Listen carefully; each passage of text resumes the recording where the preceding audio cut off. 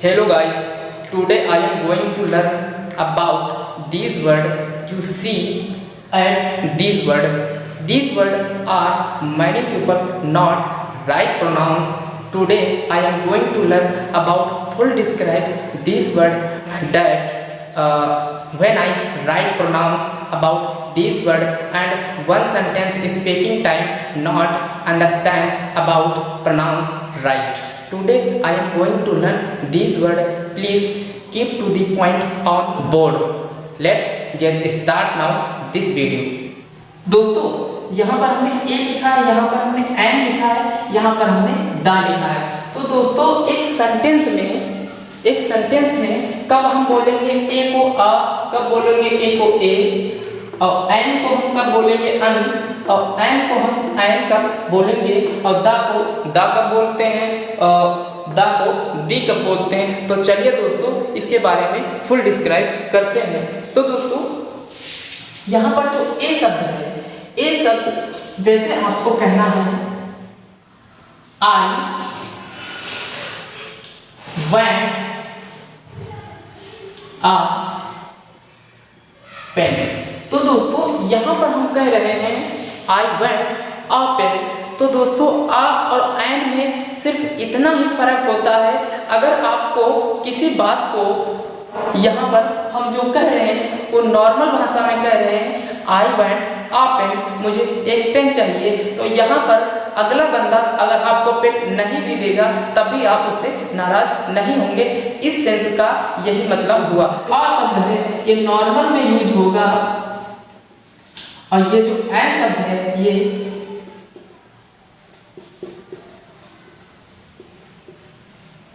Emphasis में use होगा, यानी जोरदार में यूज होगा, जोरदार में यूज किया जाएगा। और दोस्तों अन है जो ये भी एक नॉर्मल में यहाँ पर यूज होगा। नॉर्मल बात अगर आप कह रहे हैं तो आप एन अन का प्रयोग कर सकते हैं। अगर आप उसी बात को जोर देते हुए कह रहे हैं तो आप एन कह सकते हैं। एन का प्रयोग किसी भी एक वॉवल लेटर से, यानी एन का प्रयोग एक वॉवल लेटर से किया जाता है। इस बात को सदैव ध्यान रखिए। अब हमारा तीसरा शब्द है दा। तो दोस्तों ये शब्द आपको बहुत ही ध्यानपूर्वक समझना है। तो दोस्तों जो दा शब्द होता है इसमें हम आइडेंटिफाई नहीं कर पाते हैं दोस्तों कि कब हमको दा कहना है और कब हमको दी कहना है। अगर दोस्तों आपको पहला इसका जो प्रोनाउंस होता है वो दा होता है, और जो दूसरा प्रोनाउंस होता है इसका दी होता है, तो दी दोस्तों कहाँ पर यूज करेंगे, दा यूज कहाँ पर करेंगे। तो दोस्तों हमने लिखा है कि before use only consonant letter, यानी अगर दा का प्रयोग करना हो तो वहाँ पर हम अगले शब्द को देखेंगे कि ये जो शब्द है ग्रामेटिकली कौन सा है। अगर वो शब्द कॉन्सोनेंट लेटर होता है तो वहाँ पर हम प्रोनाउंस दा करते हैं, नॉर्मल भाषा में हम दा कहते हैं। तो दोस्तों यहाँ पर हमने लिख दिया है, अगर हमको कहना है पुअर तो हमको यहाँ पर द पुअर कह सकते हैं। ये वाला प्रोनाउंस यहाँ पर कर सकते हैं। यहाँ पर हमने बॉय लिखा है तो यहाँ पे जो लेटर है यहाँ पर पहला कॉन्सोनेंट है, तो इसके पहले बॉय का प्रयोग कर दिया, तो यहाँ पर हम इसका प्रोनाउंस करेंगे द काउ द यूनिवर्सिटी।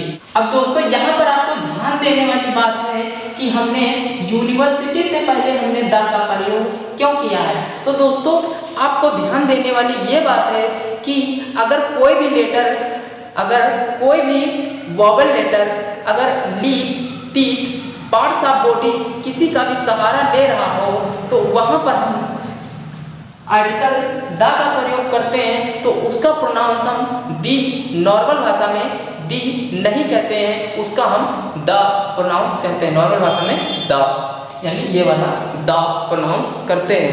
लेकिन वो लेटर जो हो वो lips teeth tongue parts of body का सहारा ले रहा हो बोलने में, तो वहाँ पर हम दी को दी नहीं बोलेंगे, केवल हम द बोलेंगे।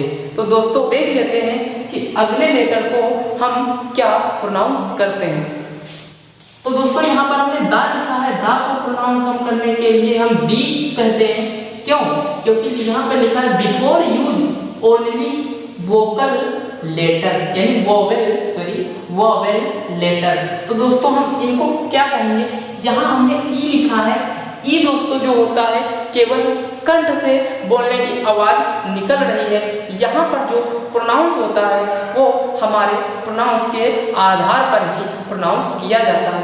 अगर दोस्तों किसी भी लेटर का प्रोनाउंस हम केवल कंठ से करते हैं तो वहाँ पर हम उस लेटर को डी बोलते हैं, द नहीं बोलते हैं। अगर उस लेटर का प्रोनाउंस हम lips, teeth, tongue, parts of body का प्रयोग कर रहे हैं, उस प्रोनाउंस को करने में यानी सहारा ले रहे हैं, तो उस लेटर को यानी उस लेटर का प्रोनाउंस केवल हम द करेंगे। अगर वो केवल वोकल कॉर्ड से बोला जा रहा है तो केवल दोस्तों हम उसका प्रयोग डी करेंगे। तो दोस्तों देख लेते हैं वो कौन सा लेटर है। हमने यहाँ पर लिखा है इंग्लिश जो यहाँ पर शब्द है, यहाँ पर हमने द का प्रयोग किया है तो इसका प्रोनाउंस हम डी करेंगे। यहाँ पर जो इंग्लिश शब्द है ये पूरे इंग्लिश को नहीं दर्शा रहा बल्कि जो इंग्लिश पर्सन होते हैं उनको दर्शा रहा है, यानी इंग्लिश लोगों को पूरी उनकी जाति को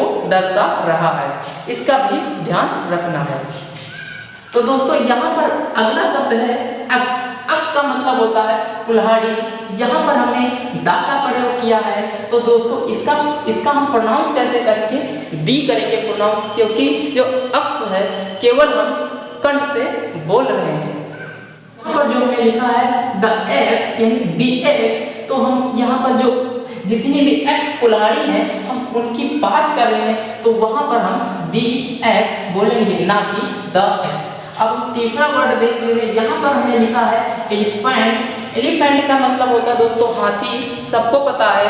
इसके पहले आर्टिकल दी का प्रयोग करते हैं, क्योंकि जो एलिफेंट अगर हम उनके पूरे ग्रुप की बात कर रहे हैं, उनके पूरे जाति की बात कर रहे हैं तो वहाँ पर आर्टिकल ए और एन का प्रयोग बिल्कुल भी नहीं कर सकते हैं, क्योंकि जाति बताने के लिए उनकी जाति बताने के लिए हम आर्टिकल दा का प्रयोग करते हैं। ये निश्चित आर्टिकल का प्रयोग करते हैं, डेफिनेट आर्टिकल का प्रयोग करते हैं अगर किसी की जाति बतानी हो, और उस आर्टिकल का हम प्रोनाउंस केवल दी करेंगे अगर उस प्रोनाउंस यानी उस आर्टिकल के बाद में जो लेटर हो केवल वोवेल लेटर होना चाहिए, तब हम उसका प्रोनाउंस केवल दी करेंगे। इतनी बात आपको याद में रखनी है। यानी उस दा के बाद में वोवेल लेटर दिया गया और हमको पूरी जाति, पूरे समूह का बोध कराना हो तो केवल हम उस शब्द को हम यानी दा को हम केवल दी प्रोनाउंस करेंगे। तो दोस्तों वीडियो अच्छी लगी हो तो चैनल को सब्सक्राइब कर दीजिए और बेल आइकन को जरूर दबा दीजिए। फिर मिलते हैं एक नई वीडियो में, एक नए झंकार के संग में, एक नए कॉन्सेप्ट के संग में। वीडियो देखने के लिए धन्यवाद। Thank you very much.